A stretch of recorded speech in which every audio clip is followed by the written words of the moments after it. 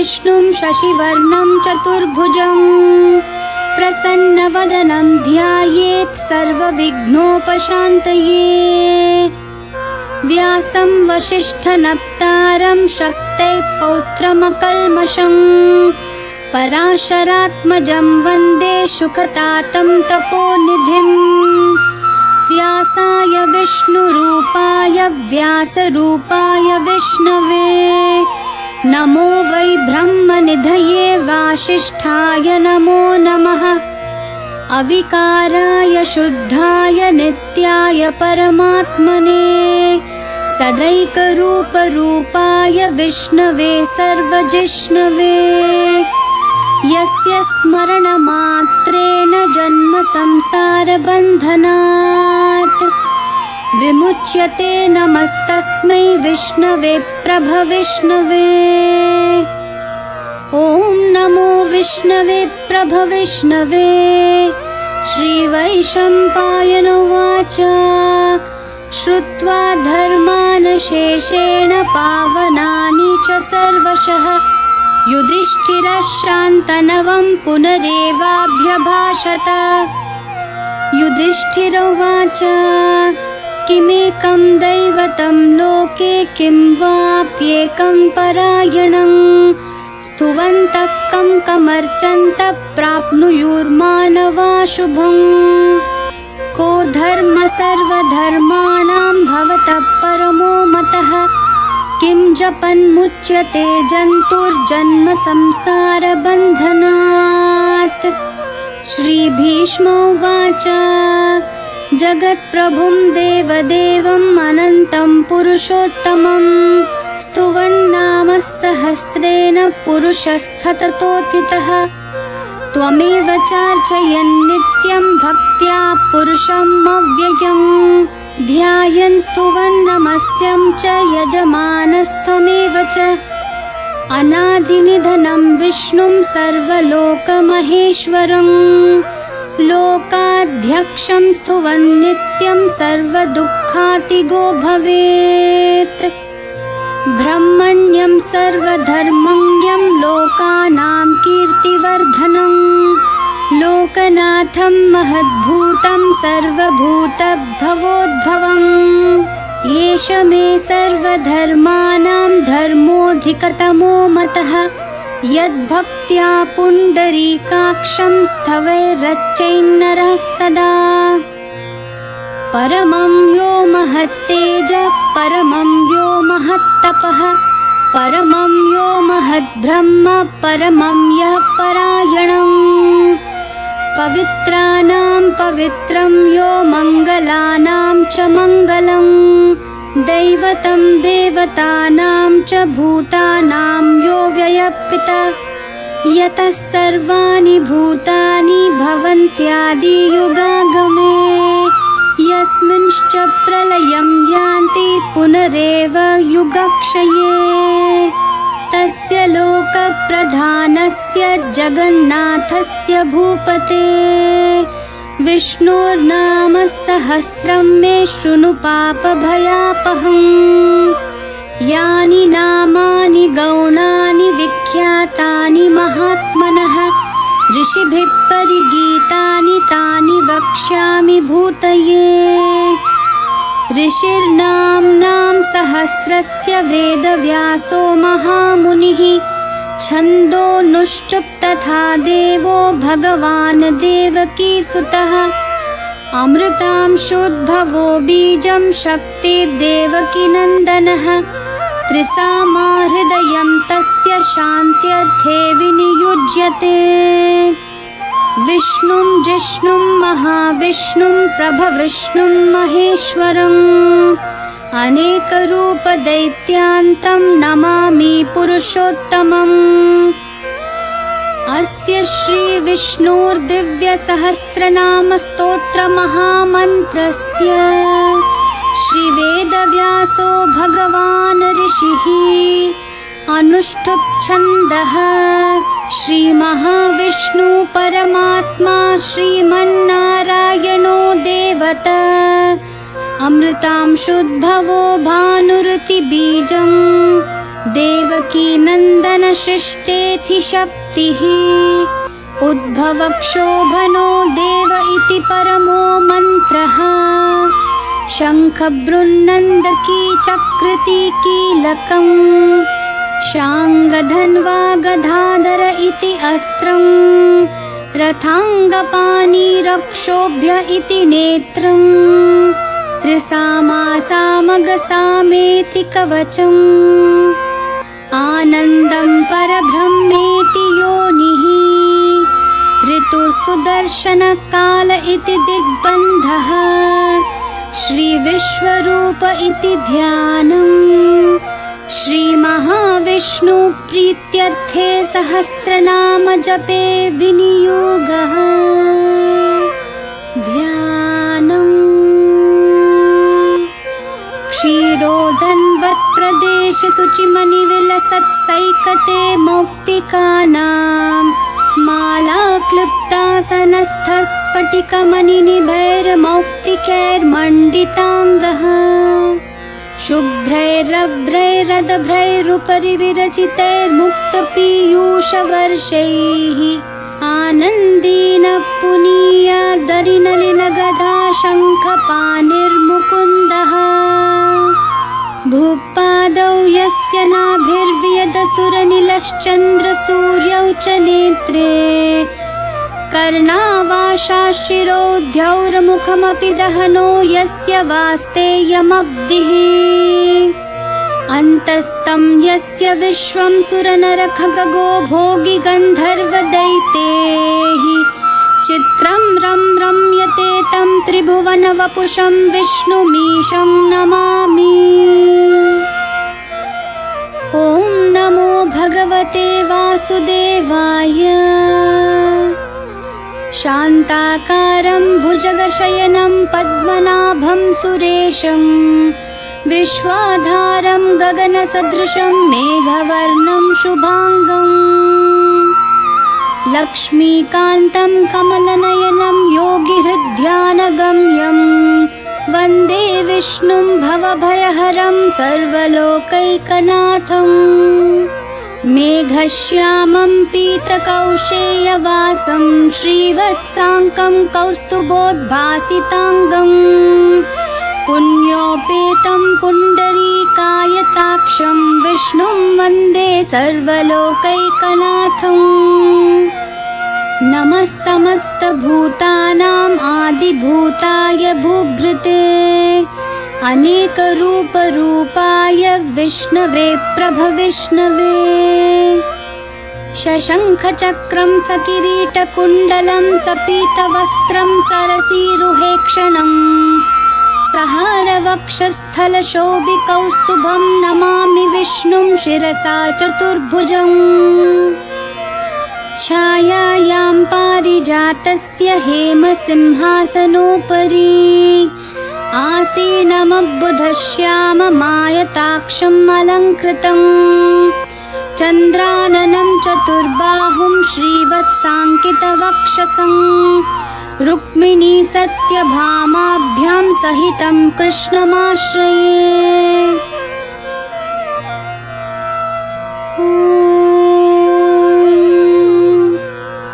विश्वं विष्णुर्वशत्कारो भूतभव्यभवत्प्रभुः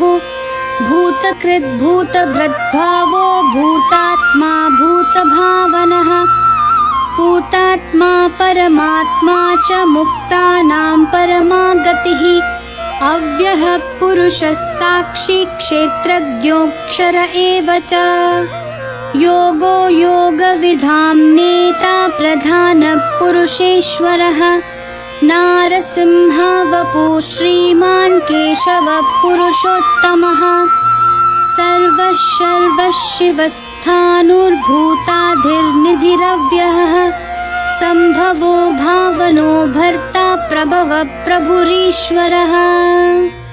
स्वयंभू शम्भुरादित्यपुष्कराक्षो महास्वनः अनादिनिधनो धाता विधाता धातुरुत्तमः अप्रमेयो ऋषिकेश पद्मनाभोऽमरप्रभुः विश्वकर्मा मनुस्त्वष्टा स्थविष्ठस्थविरो ध्रुवः अग्राह्य शाश्वत कृष्णो लोहिताक्ष प्रतर्दनः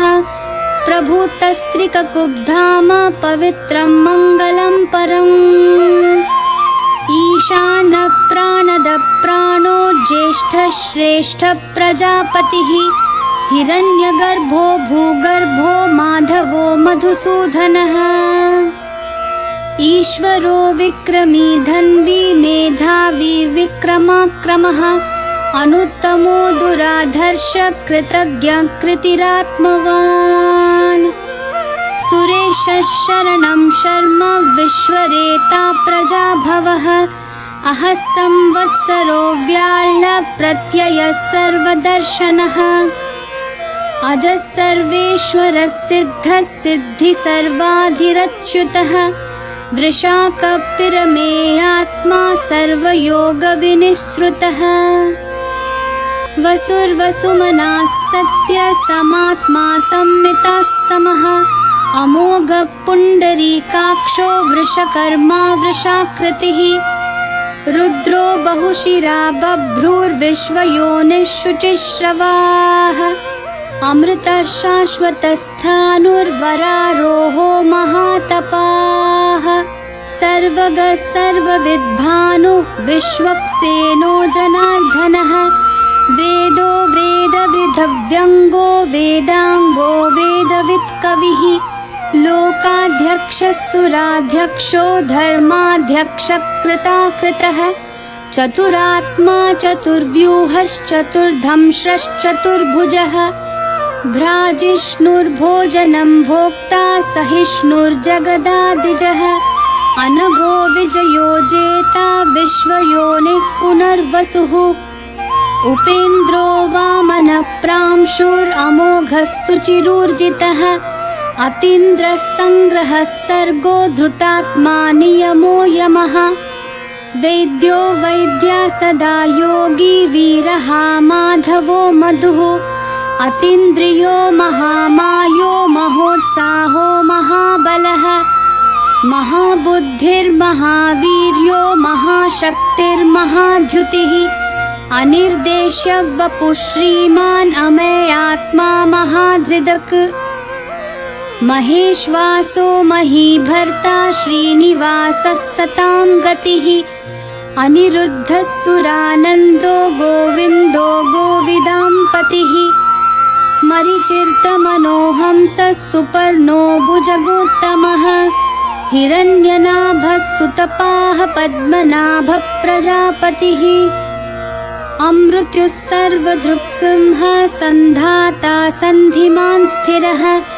अजो धुर्मर्शनः शास्ता विश्रुतात्मा सुरारिः गुरुर्गुरुतमो धाम सत्यः सत्यपराक्रमः निमिषो निमिषस्रग्वी वाचस्पतिरुदारधीः अग्रणीर्ग्रामणीः श्रीमान् न्यायो नेता समीरणः सहस्रमूर्धा विश्वात्मा सहस्राक्षः सहस्रपात् आवर्तनो निवृत्तात्मा संवृतः सम्प्रमर्दनः अहः संवर्तको वह्निरनिलोधरनीधरः सुप्रसादप्रसन्नात्मा विश्वदृग्विश्वभुग्विभुः सत्कर्ता सत्कृतः साधुर्जन्नुर्नारायणो नरः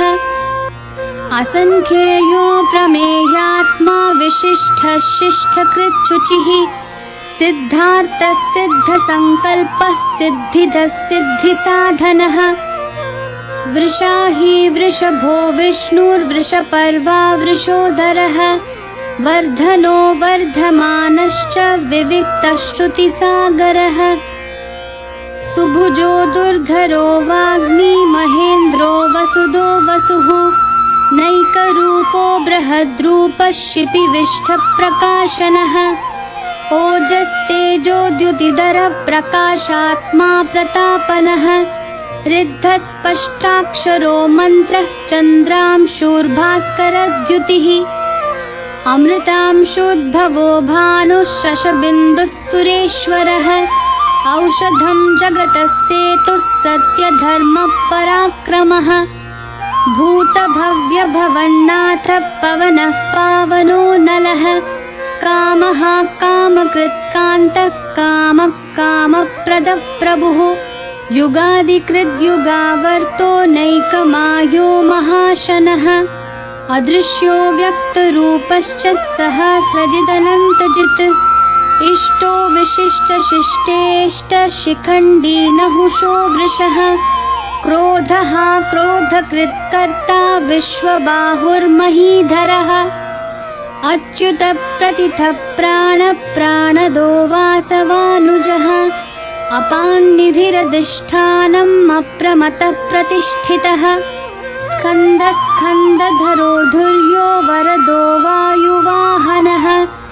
वासुदेवो बृहद्भानुरादिदेवः पुरन्दरः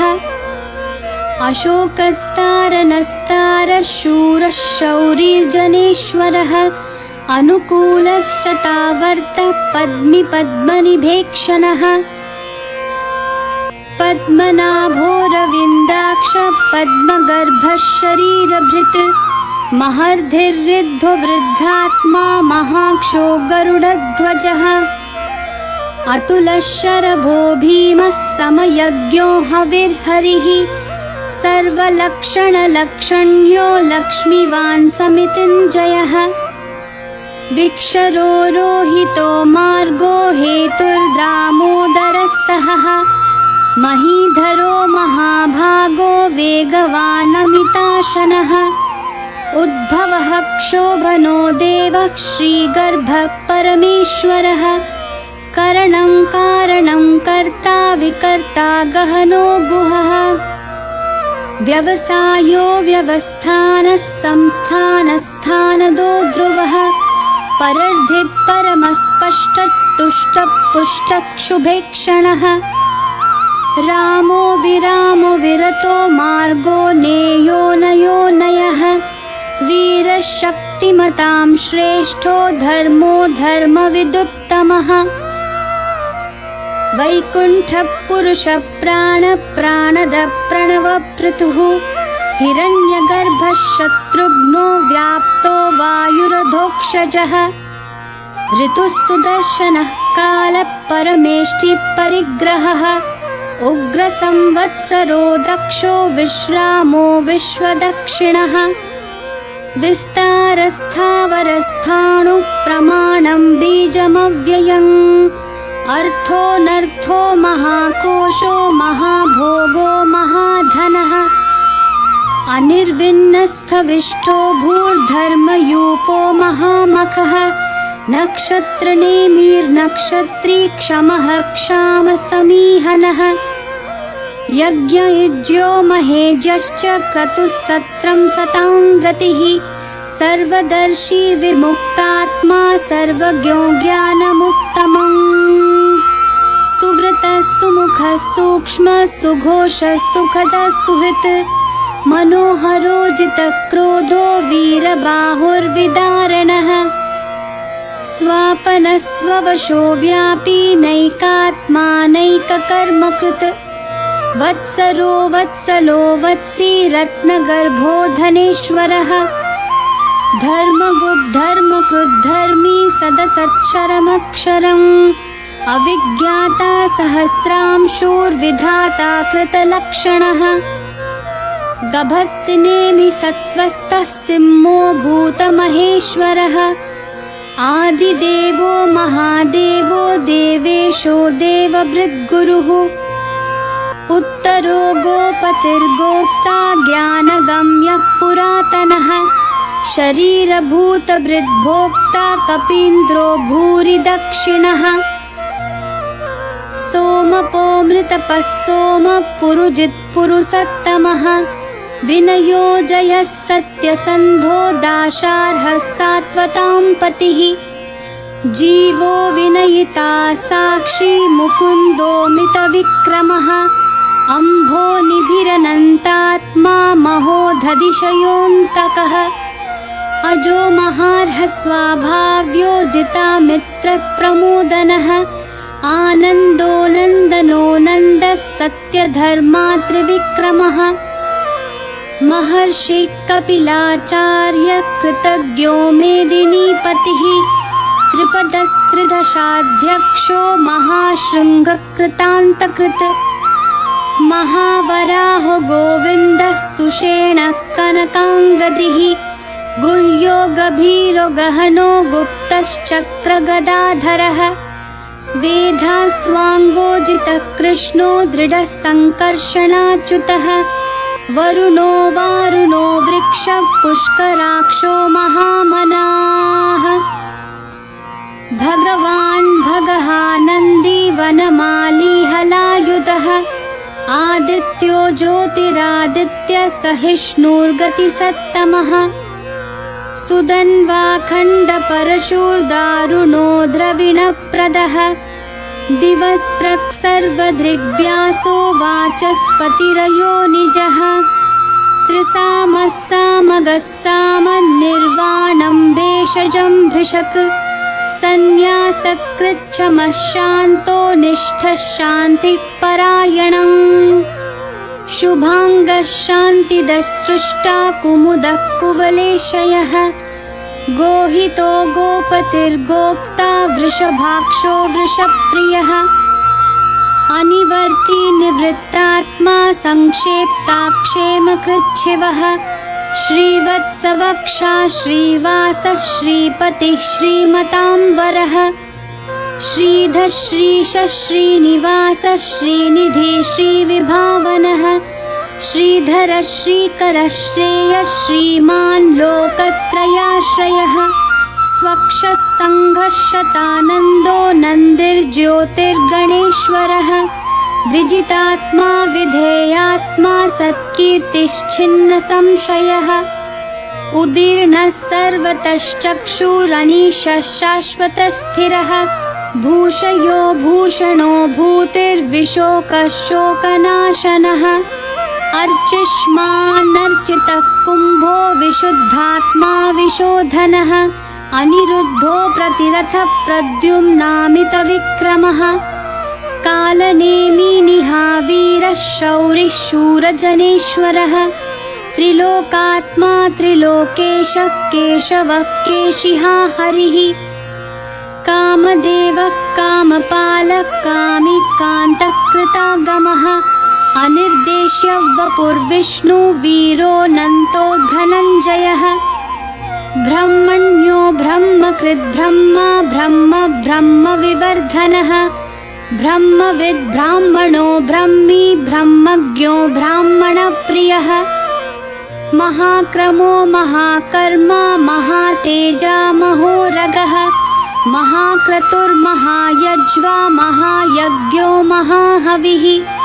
स्थव्यस्थवप्रियस्तोत्रं स्तुतिस्तोतारणप्रियः पूर्णपूरयिता पुण्यः पुण्यकीर्तिरनामयः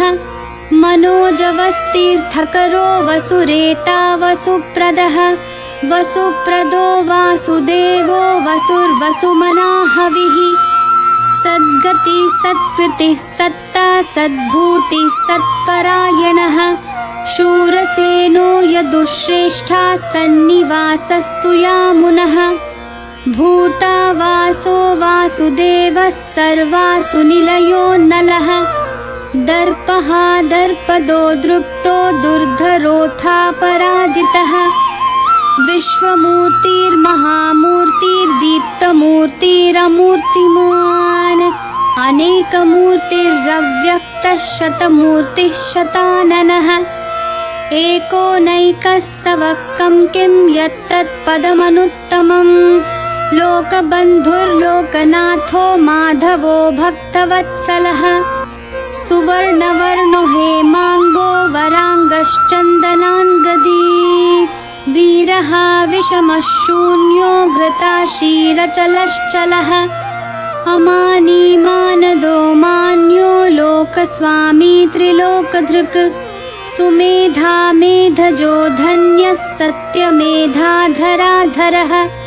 तेजो वृषो द्युतिधरः सर्वशस्त्रभृताम्बरः प्रग्रहो निग्रहो व्यग्रो नैकशृङ्गो गदाग्रजः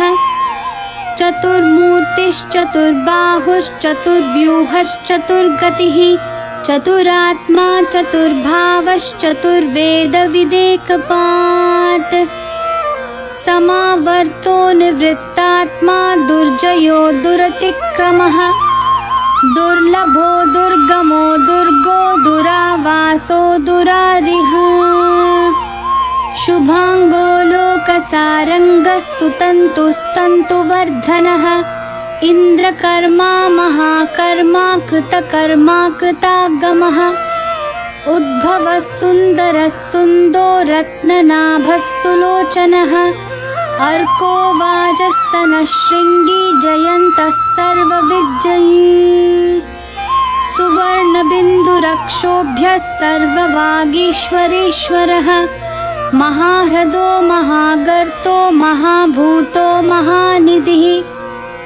कुमुदः कुन्दरः कुन्दपर्जन्यः पावनो निलः अमृताशोऽमृतवपुः सर्वज्ञः सर्वतोमुखः सुलभः सुव्रतः सिद्धः शत्रुजिच्छत्रुतापनः न्यग्रोधोदुम्बराश्वत्थः चाणुरान्ध्रनिषूदनः सहस्रार्चिः सप्तजिह्वः सप्तैदाः सप्तवाहनः अमूर्तिरनघोचिन्त्यो भयकृद्भयनाशनः अनुर्बृहत्कृशस्थूलो गुणभृन्निर्गुणो महान् अधृतस्वधृतस्वास्य प्राग्वंशो वंशवर्धनः भारभृत्कथितो योगी योगिशः सर्वकामदः आश्रमः श्रमणः क्षामः सुपर्णो वायुवाहनः धनुर्धरो धनुर्वेदो दण्डो दमयिता दमः अपराजितः सर्वसहो नियन्ता नियमो यमः सत्त्ववान् सात्विकः सत्यः सत्यधर्मपरायणः अभिप्रायप्रियार्होर्हः प्रियकृत्प्रीतिवर्धनः विहाय सगतिर्ज्योतिः सुरुचिर्हुतभुग्विभुः रविर्विरोचनः सूर्यः सविता रविलोचनः अनन्तो हुतभुग्भोक्ता सुखदो नैकजोऽग्रजः अनिर्विण्णः सदामर्षि लोकाधिष्ठानमद्भुतः सनातनतमः कपिलः कपिरव्ययः स्वस्तिदः स्वस्तिकृत् स्वस्ति स्वस्तिभुक् स्वस्ति दक्षिणः अरौद्रकुण्डली चक्री विक्रमयूर्जितशासनः शब्दातिगः शब्दसः शिशिरः शर्वरीकरः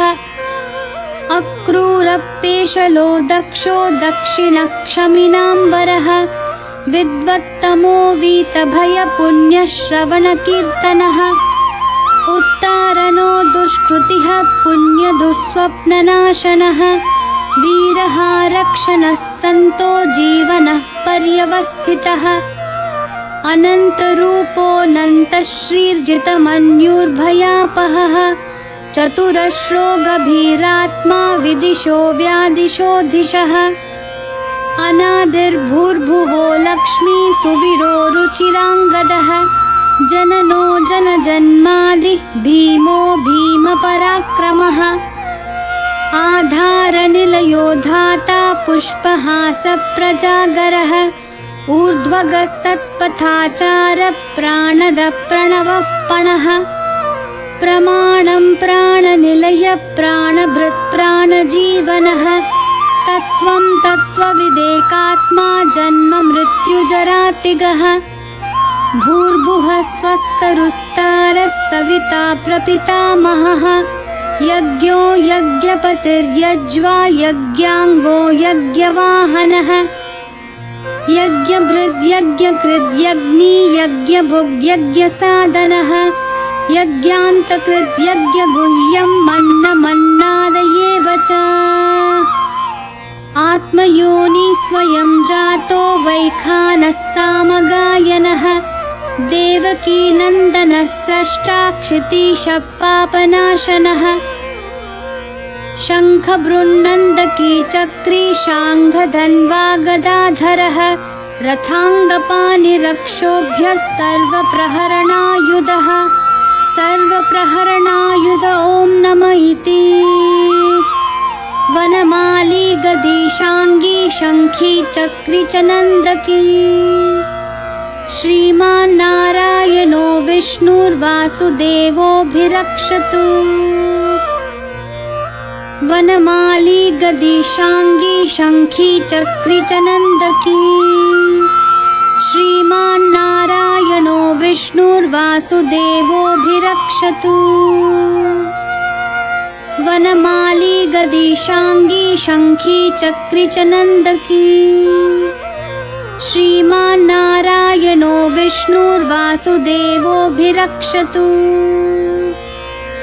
इतिदं कीर्तनीयस्य केशवस्य महात्मनः नाम्नां सहस्रं दिव्यानाम् अशेषेण प्रकीर्तितम् यैदं शृणुयान्नित्यं यश्चापि परिकीर्तयेत् नाशुभं प्राप्नुयात् किञ्चित् सोमुत्रेह च मानवः वेदान्तगो ब्राह्मणः स्यात् क्षत्रियो विजयी भवेत् वैश्यो धनसमृद्धः स्यात् शूद्रः सुखमवाप्नुयात् धर्मार्थी प्राप्नुयात् धर्ममर्थार्थी चार्थमाप्नुयात् कामानवाप्नुयात् कामी प्रजार्थी चाप्नुयात् प्रजाम्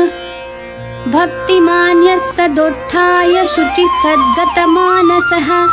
सहस्रं वासुदेवस्य नाम्नामेतत् प्रकीर्तयेत् यशः प्राप्नोति विपुलं याति प्राधान्यमेव च अचलां श्रियमाप्नोति श्रेयः प्राप्नोत्यनुत्तमम् न भयं क्वचिदाप्नोति वीर्यं तेजश्च विन्दति भवत्यरोगधृतिमान् बलरूपगुणान्वितः रोगार्तो मुच्यते रोगात् बद्धो मुच्येत बन्धनात् भयान्मुच्येत भीतस्तु मुच्येतापन्न आपदः दुर्गान्यतितरत्याशु पुरुषः पुरुषोत्तमम् स्तुवन्नाम सहस्रेण नित्यं भक्तिसमन्वितः वासुदेवाश्रयो मर्त्यो वासुदेवपरायणः सर्वपापविशुद्धात्मा याति ब्रह्म सनातनम् न वासुदेवभक्तानाम् अशुभं विद्यते क्वचित् जन्म मृत्युजरा व्याधि भयं नैवोपजायते इमं स्तवमधीयानः श्रद्धा भक्ति समन्वितः युज्येतात्मा सुखक्षान्ति श्रीधृति स्मृतिकीर्तिभिः न क्रोधो न च मात्सर्यं न लोभो न शुभा मतिः भवन्ति कृतपुण्यानां भक्तानां पुरुषोत्तमे द्यौसचन्द्रार्कनक्षत्राखं दिशो भूर्महोदधिः वासुदेवस्य वीर्येण विधृतानि महात्मनः ससुरासुरगन्धर्वं सयक्षोरगराक्षसं जगद्वशे वर्ततेदं कृष्णस्य सचराचरम् इन्द्रियाणि मनोबुद्धिः सत्यं तेजोबलं धृतिः वासुदेवात्मकान्याहुः क्षेत्रं क्षेत्रज्ञ एव च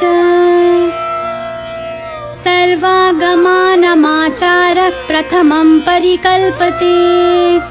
आचारप्रभवो धर्मो धर्मस्य प्रभुरच्युतः ऋषयः पितरो देवा महाभूतानि धातवः जङ्गमा जङ्गमं चेदं जगन्नारायणोद्भवम् योगो ज्ञानं तथा सांख्यं विद्या शिल्पादिकर्म च वेदाशास्त्राणि विज्ञानमेतत् सर्वं जनार्दनात् एको विष्णुर्महद्भूतं पृथग्भूतान्यनेकशः त्रीन् लोकान् व्याप्य भूतात्मा भुङ्क्ते विश्वभुगव्ययः। इमं स्तवं भगवतो विष्णोर्व्यासेन कीर्तितम् पठेद्य इच्छेत् पुरुषः श्रेयः प्राप्तुं सुखानि च। विश्वेश्वरमजं देवं जगतः प्रभुमव्ययम् भजन्ति ये पुष्कराक्षं न ते यान्ति पराभवम् न ते यान्ति पराभवम्। ॐ नमः इति। अर्जुनोवाच पद्मपत्रविशालाक्ष पद्मनाभसुरोत्तमा भक्तानामनुरक्तानां त्राता भव जनार्दन। श्रीभगवानुवाच यो मां नाम सहस्रेण स्तोतुमिच्छति पाण्डव सोऽहमेकेन श्लोकेन स्तुत एव न संशयः स्तुत एव न संशय। ॐ नमः इति। व्यासोवाच वासनाद्वासुदेवस्य वासितं भुवनत्रयं सर्वभूतनिवासोऽसि वासुदेव नमोऽस्तु ते वासुदेव नमोऽस्तु ते। ॐ नमः इति। पार्वत्युवाच केनोपायेन लघुना विष्णोर्नाम सहस्रकम् पठ्यते पण्डितैर्नित्यं श्रोतुमिच्छाम्यहं प्रभो। ईश्वरोवाच श्रीराम राम रामेति रमे रामे मनोरमे सहस्रनाम तत्तुल्यं राम नाम वरानने। श्रीराम राम रामेति रमे रामे मनोरमे सहस्रनाम तत्तुल्यं राम नाम वरानने। श्रीराम राम रामेति रमे रामे मनोरमे सहस्रनाम तत्तुल्यं राम नाम वरानने। राम नाम वरानन। ॐ नमः इति। ब्रह्मोवाच नमोऽस्त्वनन्ताय सहस्रमूर्तये सहस्रपादाक्षि शिरोरुबाहवे सहस्रनाम्ने पुरुषाय शाश्वते सहस्रकोटियुगधारिणे नमः सहस्रकोटियुगधारिणे नमः। ॐ नमः इति। सञ्जय उवाच यत्र योगेश्वरः कृष्णो यत्र पार्थो धनुर्धरः तत्र श्रीर्विजयो भूतिर्ध्रुवा नीतिर्मतिर्मम। श्रीभगवानुवाच अनन्याश्चिन्तयन्तो मां ये जनाः पर्युपासते तेषां नित्याभियुक्तानां योगक्षेमं वहाम्यहम्। परित्राणाय साधूनां विनाशाय च दुष्कृतां धर्म संस्थापनार्थाय संभवामि युगे युगे। आर्ता विषण्णाः शिथिलाश्च भीताः घोरेषु च व्याधिषु वर्तमानाः संकीर्त्य नारायण शब्दमात्रं विमुक्तदुःखाः सुखिनो भवन्तु। कायेन वाचा मनसेन्द्रियैर्वा बुद्ध्यात्मना वा प्रकृते स्वभावात् करोमि यद्यत् सकलं परस्मै नारायणायेति समर्पयामि।